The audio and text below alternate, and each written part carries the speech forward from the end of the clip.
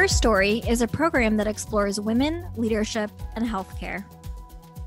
I'm thrilled to welcome Dr. Geeta Nayyar. Dr. Nayyar's career has really been focused around championing how to empower patients and physicians through the use of information and technology, and currently serves as the General Manager of Healthcare and Life Sciences and the Executive Medical Director of Salesforce. So Geeta, welcome to the show. Thanks for spending some time with us.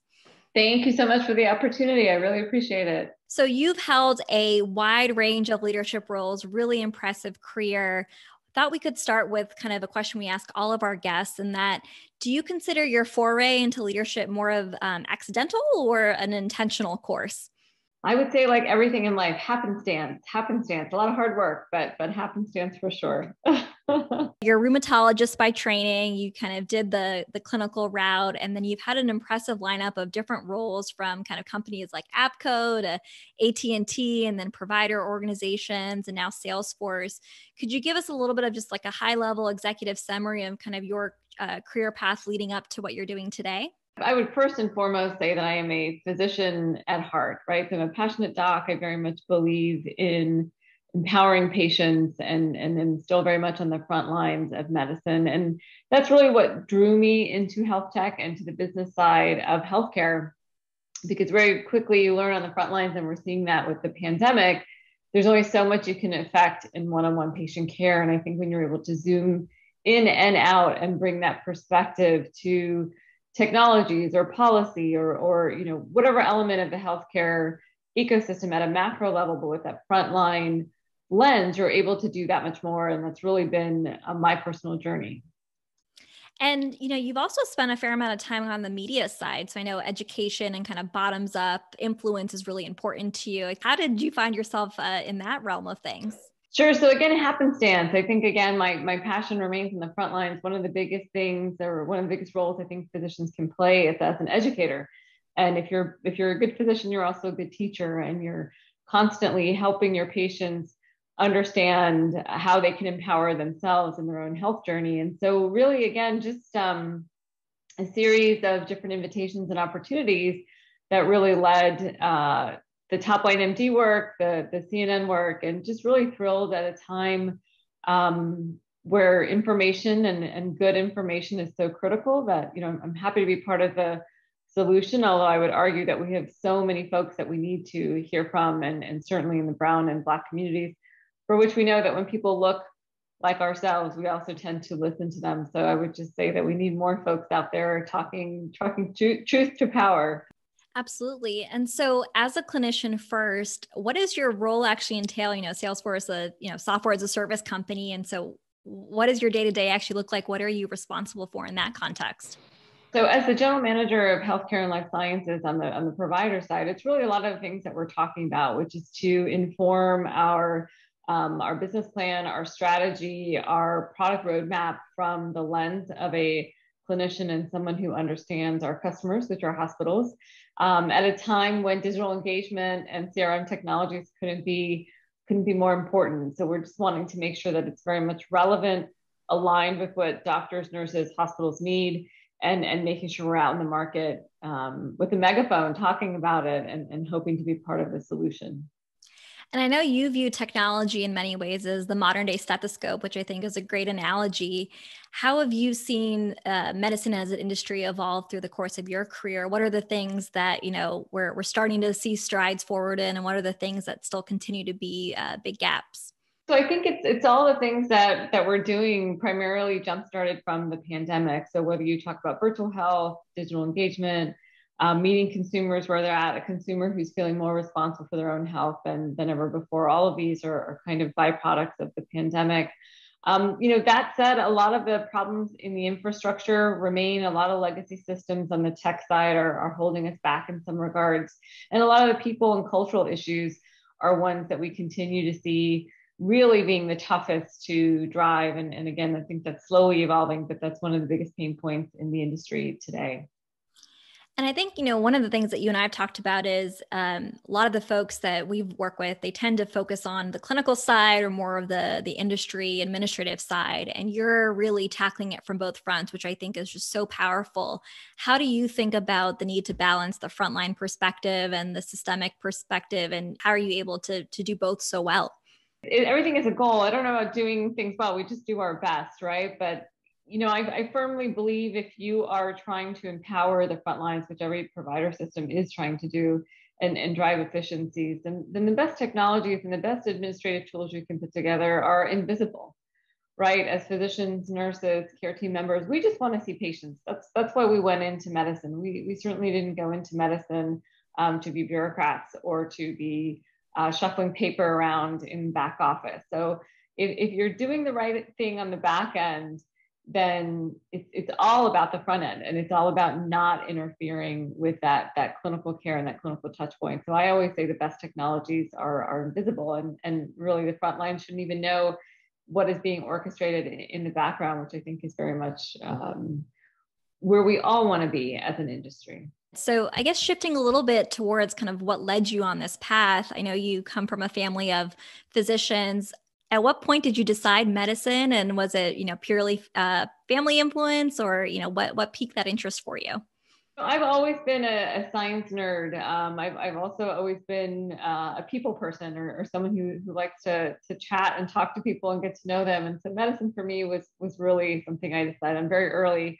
I got into medical school when I was 17 in an accelerated medical program. And I do come from a long line of docs, mom, dad, et cetera. But for me, it was such a clear choice. I at one point wanted to do a PhD. I thought about teaching, and that was, one thing I had thought about, but, that much time in the bench and that much time hidden in the lab was not for me. And so I think medicine is really for folks who love science, but really love being with people as well.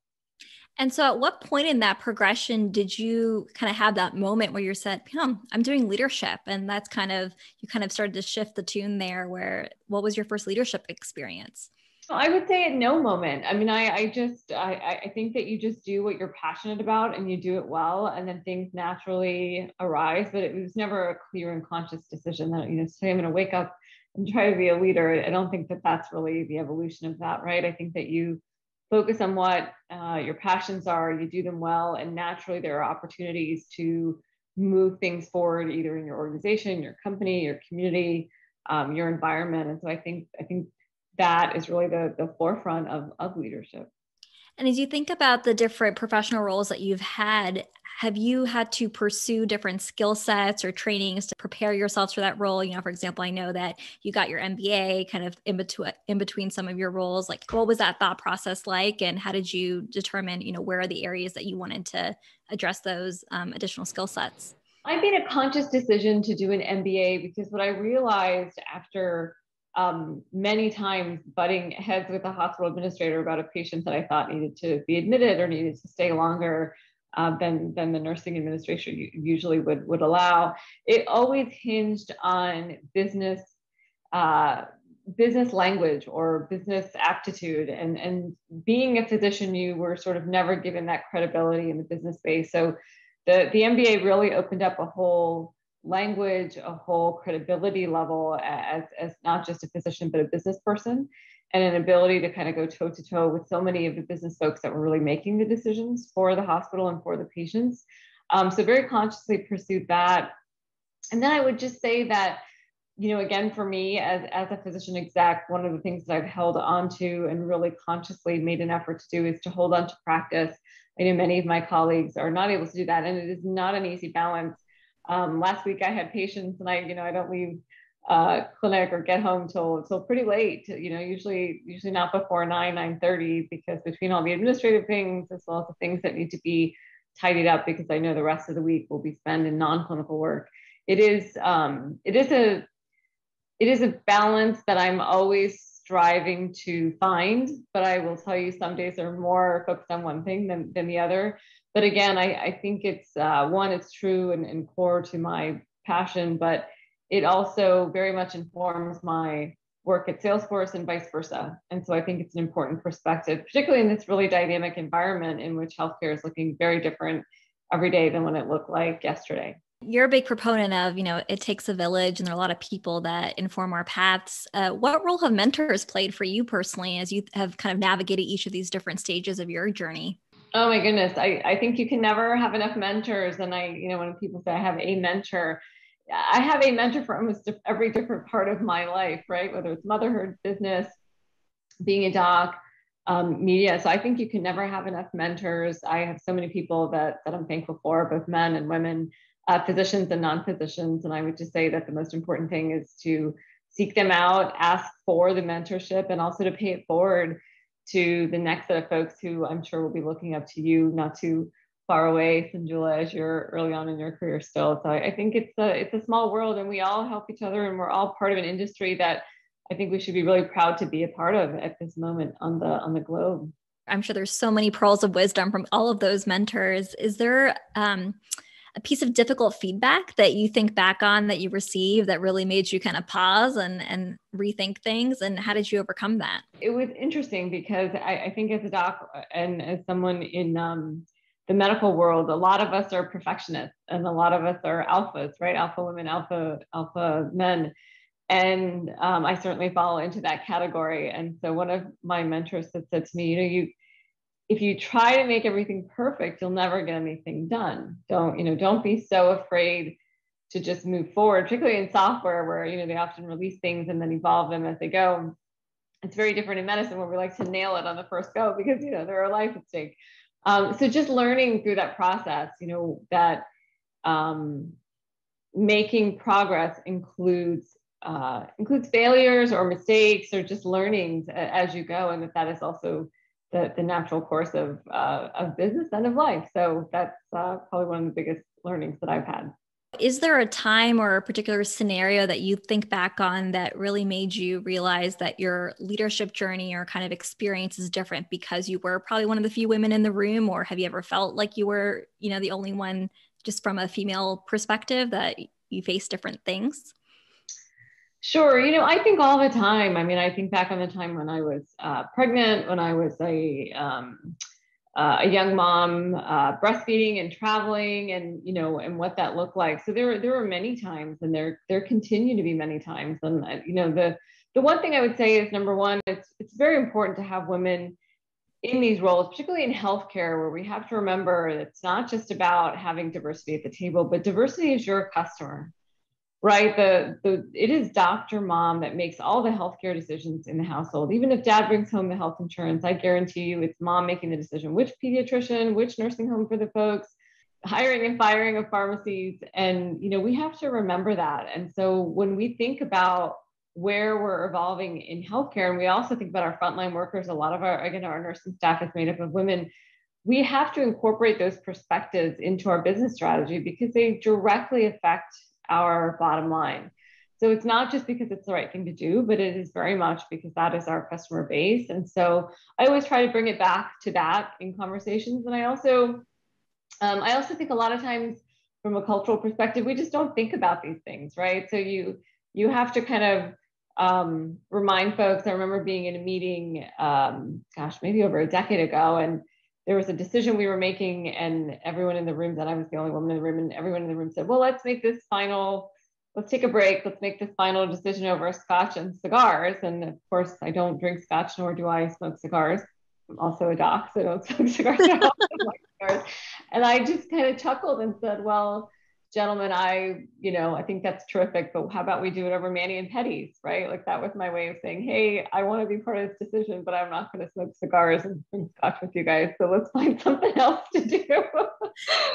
So, I think we have a lot of work to still do, but we've certainly made a lot of progress as well. To your earlier point, I mean, leadership on any given day is tough. And in healthcare, it's even harder just given how complex and dynamic the industry is. And, you've talked about the additional challenges that women face within that. I know you and I have talked as being, South Asian women. There's also probably a third layer of expectations that, you probably face as a leader in your journey, and, what that actually holds implications and how you've thought through things. Talk a little bit about kind of how that experience has shaped your journey.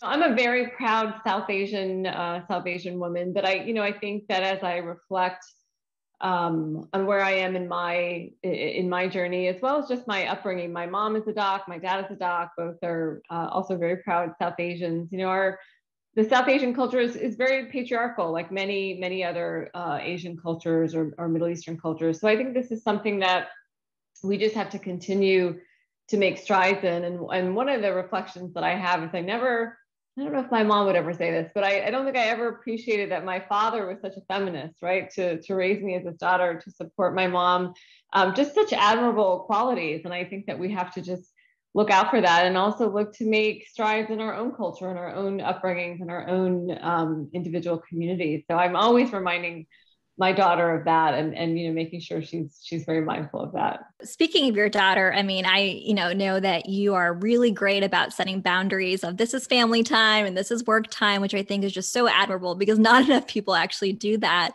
But what has it been like trying to juggle motherhood and all the roles that you do? What advice would you have for others? Not that there is such a thing as balance, but for others who are trying to find kind of a healthy normal within that.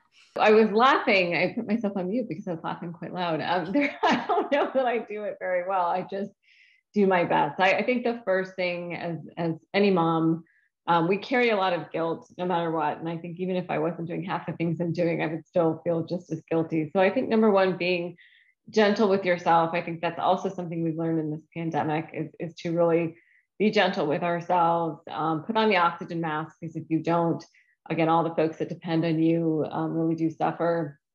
The other thing I would just say is that, and this actually comes from my mom, is she would always tell me that you can't do everything all the time. You just can't be the best at everything all the time. There will be days when you're a better mom than you are a doc, and there will be days when you're a better executive than you are a mom. And she, she kind of reminded me that that's par for the course, and that independent of working or being a doc or any of these things, that's par for life. Some days you're a better mom, some days you're a better daughter, some days you're a better friend, right? Because I think in today's modern world, we are doing a lot at one time. Certainly the pandemic added all kinds of layers to that. I would say at the beginning of the pandemic, it was just nonstop giving children chocolate to get them out of your Zoom so you could do work. And then you sort of pull back and say, gosh, this isn't going away. We need to cut the sugar. So I think we're learning. I mean, I think we're learning. I also think that you talk to your kids. I would say that I am continuously surprised by how insightful my daughter is. And I think sometimes we need to remember, and she's only 9, so she's not a teenager or anything, but kids are really a product of their environment in many ways. And you can say many things, but it's really what you do that I think has the most lasting impact. And it's the things that you don't say that they really take to heart, good or bad. So just remembering that, right? Whether you're taking a device break, whether you're exercising, whether you're just figuring out how to deal with conflict, or even saying, gosh, I've said that to Sonia million times, I wish I had more time. I wish I, this or that. And she would just say, well, Mommy, I was fine. I was with my friends. I didn't even notice. So sometimes they will get you off the hook, right?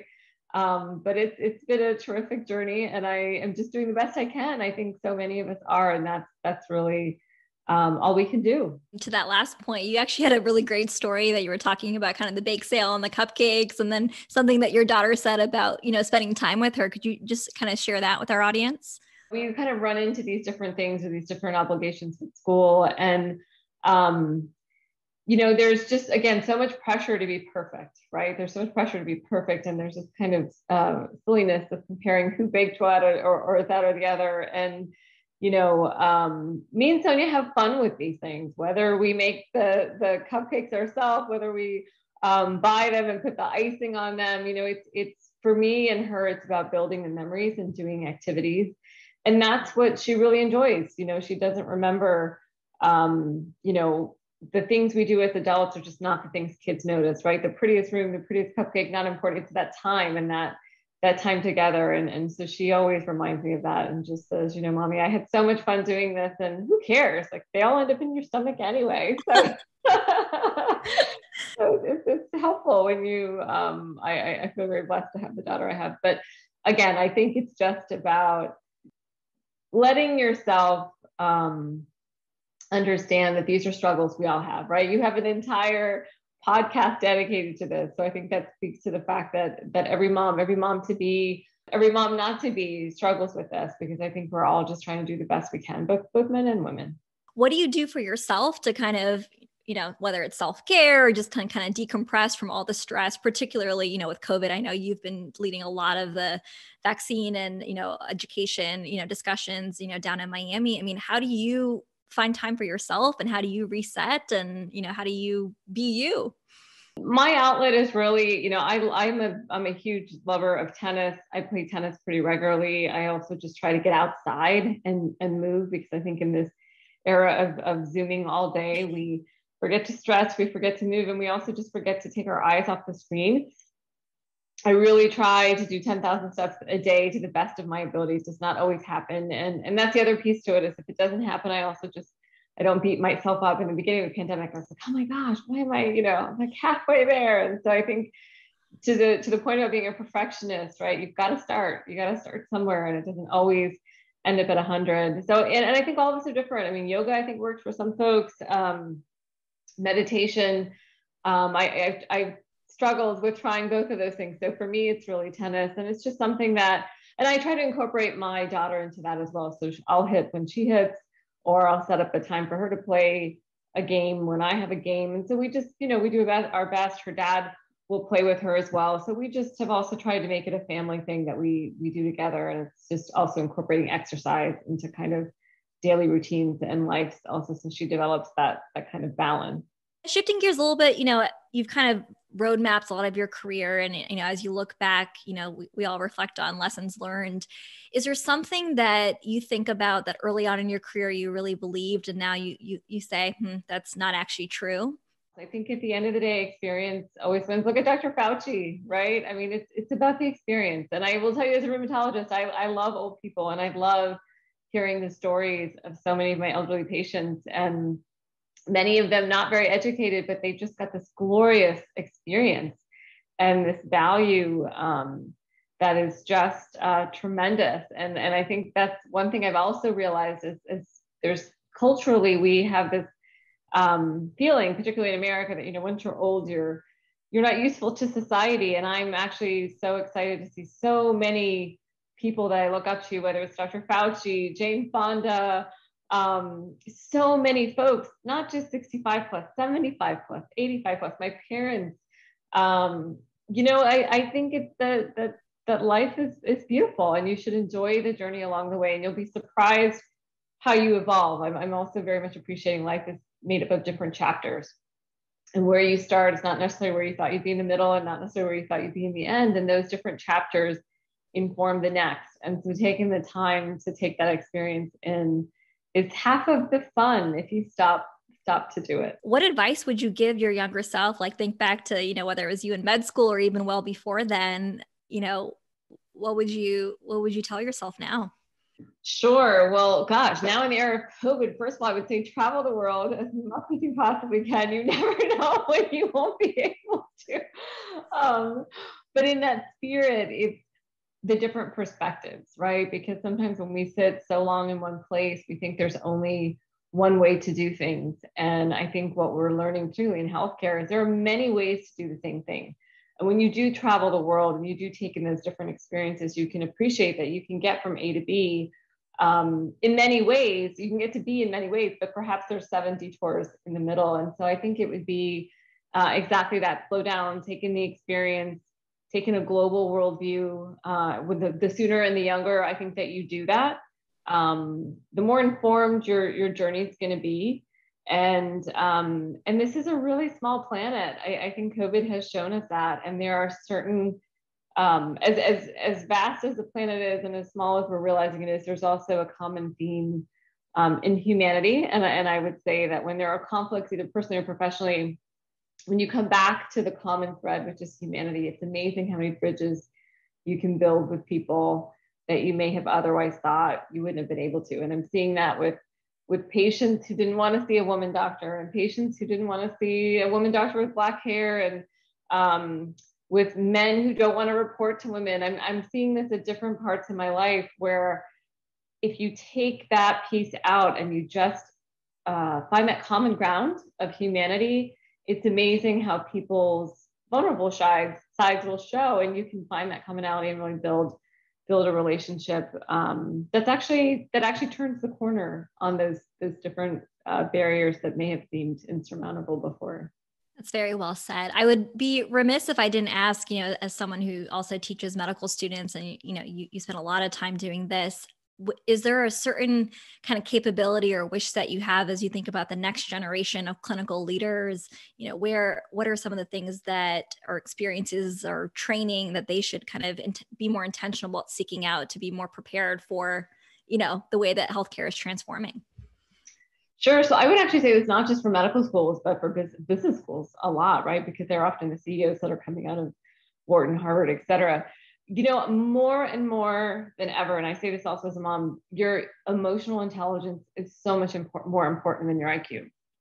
And I would also say that there are a lot of smart people on the planet, but the folks that make an impact and are the most intelligent really have the highest EQs. And so taking the time to develop that and kind of speaking to some of the things I was mentioning earlier about experience and slowing down, and books are great. I certainly want my child to read as many as I think she can, but not at the expense of that emotional intelligence and emotional development. Because like I said, the thing that's going to cross the chiasm is going to be that common humanity and that common vulnerableness. And we're seeing this in COVID, right? We're seeing that we now know our neighbors.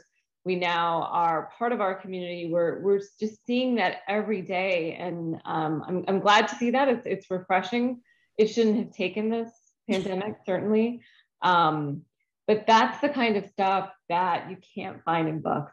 It's all about EQ. And I'm very convinced that folks who really develop that are successful and change the world. That's great perspective. So I guess final question then, you're still writing the chapters of your book and you have many more to go, and I'm excited to track your career along that path. But if you think about, the legacy that you want to leave behind as this healthcare leader that's really crossing the chasm from a systemic view and really bottoms up on the clinical side, what would be the title of your autobiography? And I think that I want to be America's doc, whether it's in the work that I do at Salesforce, whether it's in the media work that I do, whether it's as a mom or showing my daughter and her friends, the beauty of science. I teach their science class every year. I think that's what drives me. And I feel like, particularly when we think about patient engagement and education, it's, that old adage that you can feed a man a fish for a day, but if you teach them how to fish, they can eat for a lifetime. I really believe medicine is that gift, that if you can help people learn how to take care of themselves, then they can be healthy for their lifetime. They can be healthy for their family's lifetime. And there's no other, there's nothing else that inspires me more. So, I think that's the legacy that I want to leave behind, and to be able to scale that in health tech, not just in my zip code, but around the country and globally is what inspires me to do what I do every day. So I think that's what it is. Maybe it's not a great chapter name or book name.